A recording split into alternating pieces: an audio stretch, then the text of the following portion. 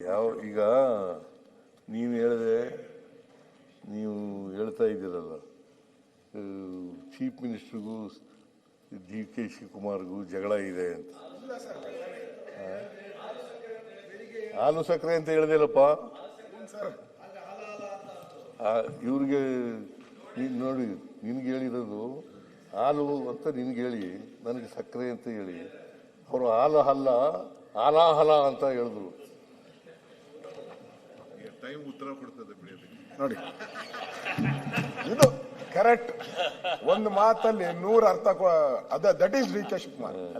That is DK Shivakumar. ಒಂದು ಮಾತಲ್ಲಿ 100 ಅರ್ಥ ಕೊಡೋದೇ ಸನ್ಮಾನ್ಯ DK ಶಿವಕುಮಾರ್ ಅವರ ಟ್ಯಾಲೆಂಟ್. ಈಗ ನೀನ್ ಏನೇನ್ ಮಾತಾಡಿದ್ಯೆ, ಕೆಲವು ವಿಚಾರಗಳು ನಾನೇನ್ ಮಾತಾಡಿದ್ದೆ? ಒಂದೇ ನಿಮಿಷ.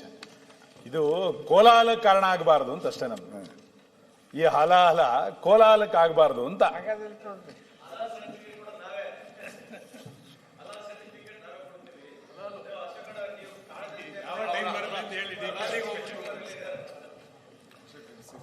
ನಾವು ಪುರಾಣದ ಬಗ್ಗೆ ಮಾತಾಡತ್ತೀವಿ, ನೀವು ಹಲಾಲ್ ಬಗ್ಗೆ ಮಾತಾಡತ್ತೀವಿ.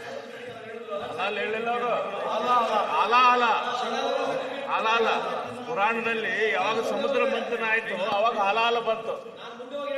ನಾವು ಹಲಾಲದ ಬಗ್ಗೆ ಮಾತಾಡ್ತೀವಿ, ನಿಮ್ಗೆ ಹಲಾಲ್ ಬಗ್ಗೆ ಲಕ್ಷ್ಯ.